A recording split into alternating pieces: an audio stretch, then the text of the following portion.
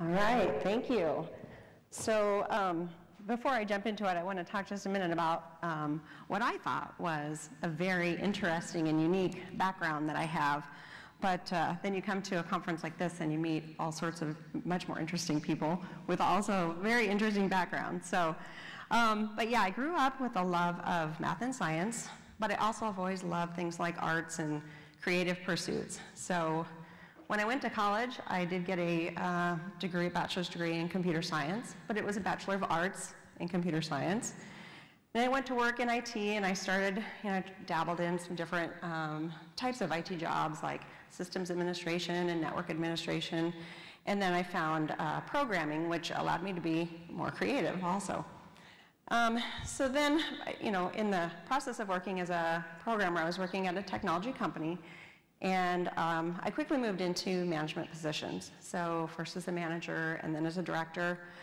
And I learned that in addition to developing code, I really had a love for developing people. So fast forward a number of years, I was working at a company that had leading edge technology and a really great culture. And I decided to go back to school for a master's degree. And I remember I was reporting to the CIO of the company at the time, and he said, "What is this program and why are you doing that?" So that was the Master's in Adult Learning and Organizational Performance. And I said, well, I don't need to be the smartest person in the room. I'm not coding anymore. There's a lot of other really smart people here, and my role is to be a better leader and to learn how to develop people. So he never quite got that, but all of that led to my passion in culture as well. So I really wanted to help people be better, and part of that is providing an environment where they can really thrive. So I've had the opportunity to get involved in some of these efforts at Mutual of Omaha, which has a very different culture from the company that I came from, so that's been exciting. But let me talk about these images for a minute. You see the iceberg up there because for some companies, and I would have characterized Mutual of Omaha in this way, their culture is like an iceberg. It's frozen in time. For other companies, it's more like the pond, where it's more organic, it's more of an ecosystem. However, in either case, culture is really about what's beneath the surface. So we've been talking about culture. It is kind of a big buzzword in the industry these days. So let's just go over real quickly. What do we mean when we talk about culture? Or what do I mean when I'm talking about culture? It's the mindsets in the organization, beliefs. It's those behaviors. You've heard a lot of people talk about behaviors. It's traditions, the values, not just of the organization, but individual values, those unwritten rules. It's the energy of the organization or lack of energy in the organization. It's the attitudes, interactions, how people interact with one another, habits, norms, spirit. In other words, it's the way we've always done things. It's the way things get done in an organization. So don't let those fluffy words fool you, because culture can overtake strategy. Right? It can be very powerful. So to illustrate this, a very simple illustration, this company, which direction is it going? Is it going to your right or to your left? Right? You have the strategy pulling it in one direction. A culture can pull it back. So just a very simple way to illustrate that. But the good news is it doesn't have to be that way. A culture can be systematically shaped. It's a choice. Every company has a culture. You just have a choice of whether it shapes you or you shape it, and whether it works with your strategy. But it is very difficult. As the previous speaker, I think, talked about, doing an enterprise-wide culture change is very challenging. And I know you've seen this. It's come up a couple times. But Peter Drucker, he says, culture trumps strategy every time. Culture eats strategy for breakfast. And some experts would say it eats operational excellence for lunch and everything else for dinner. Right? Malcolm Gladwell, who's come up as well, the author of The Tipping Point, blogged, "I've become convinced that culture is the most important predictor of where a company is going." John Cotter and James Haskett, both professors at Harvard Business School and authors, said, "Firms where leaders focused on their culture outperform firms that did not by a huge margin." So culture has the ability to gobble everything up. It's our strategies, our change management plans, efforts around innovation, operational efficiency, processes, mission, everything. So you can have the best strategy ever, but without a strong and aligned culture, the strategy will lose every time. So let's talk a little bit more about why is this so difficult? Why is it so challenging? Well, rather than being something that lives in your head, culture lives in our hearts and our guts. Rather than being something where you know what you should do, culture is what you do anyway. Rather than being something that's a master plan on a whiteboard, culture is our first contact with living people. So think about that experience in your organization, whether it's with a recruiter or in an interview or with HR or during onboarding. Maybe it's somebody who called into a contact center or a customer service department. Is every experience that they have with your company consistent? Every interaction with a human being the same and what you would expect to represent your company? And who are some examples of people who do that well? Disney, for the people who get to go on the tour. They have a very well-known program on training a certain interaction with their cast members, I believe they call them, not employees. What about here at the Four Seasons? And those of you who are staying here, have you noticed a consistent experience? I'd say they're doing a really good job at that.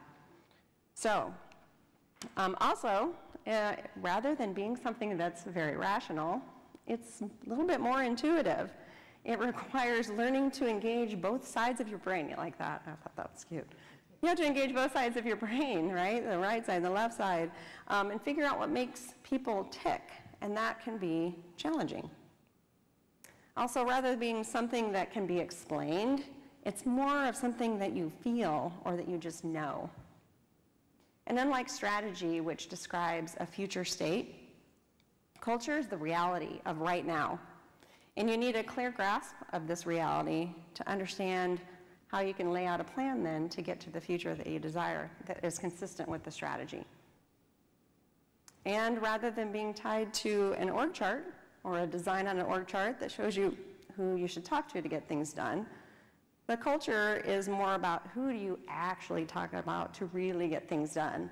So knowing that this manager went to college with the CEO, or this analyst plays golf on a regular basis with that VP, or this analyst goes to lunch once a week with that VP. It's the understanding the informal networks and some of those informal sources of power is important.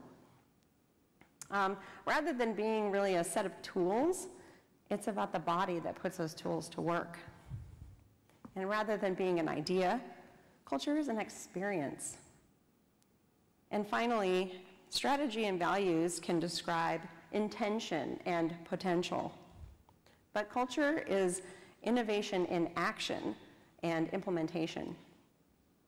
So what? What does all of this mean? Well, some aspects of culture, as I've described them, are clear and apparent and observable. Again, as the previous presenter mentioned, behaviors is an example of something that you can observe or record.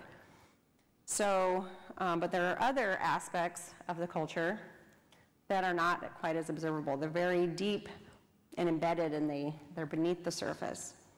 So these are things like, just things that are understood and hard to detect. So things like perceptions, attitudes, values, beliefs, not really visible in that regard. So ultimately, culture does set the foundation for strategy, so it's critical to have a full understanding of those things, both visible on the surface, but those things that you can't really see either. So what happens when the culture and the strategy are not aligned? Well, the short answer is that misalignment sinks performance and almost guarantees the organization will not achieve the results that it desires. So new ideas, initiatives, transformation can't survive resistance to change and bureaucracy. Culture can chew them right up and lead to poor results. So before embarking on a culture change, or a strategy change, you have to make sure that you understand that organizational culture. And because leaving it unattended is like not attending to a foundation when building a house, right? It might look okay when it's done for a while until it starts to fall apart and crumble. So how do you align? How do you align culture to strategy? So this is really the question of the day, and I think why you're all here. The very first thing in our approach at Mutual of Omaha is, and I think I would suggest for most leaders, you have to be willing to ask yourself some really tough questions. Do you really know what your current culture is? And would your employees agree with your assessment of what the culture really is? There are a variety of ways that you can assess the culture. We talked about culture surveys. There's a lot of different tools that can be used, some very sophisticated, some very simple. That can be used just to baseline what your current state is. But the next question is, what do you want it to be, or what do you need it to be to support the strategy? And then having your entire leadership team agree on that. That can be very challenging. It's not easy to define, and it's even harder to make that shift. So it takes a lot of commitment of time and money. So I'll tell you, at Mutual of Omaha, we embarked on this strategic journey to become more customer-focused a few years back. And our executive team did engage with a third party to conduct a culture assessment, or culture survey. And they identified our strengths and our opportunities through that. And then out of that, we're able to design a culture shaping workshop. It's a 2-day workshop, and a support system to take us through this journey. So we'll talk more about that journey in a minute. One of the things, though, that you may also learn as you go through this process is that the people who got you where you are may not be the right people to take you into the future. So it's important to know that changes like this take all leaders to support both the strategy and the commitment that it takes to change thought habits, which then will change behaviors, which will then lead to the results that you need.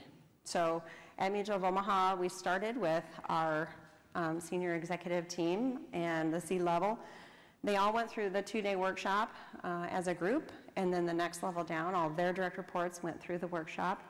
And then at level 3, we had all management across the organization go through the workshop. And we're currently in the level 4 phase, which is all associates. So we're talking about 5,000 people, and will probably take us through at least through the end of next year, I'm guessing. We're about 25 or 30% of the way through. And this is being done with internal facilitators such as myself who have been certified to conduct these workshops. So, and another thing that's been mentioned already, but it's really, really important to look at your systems and processes as well.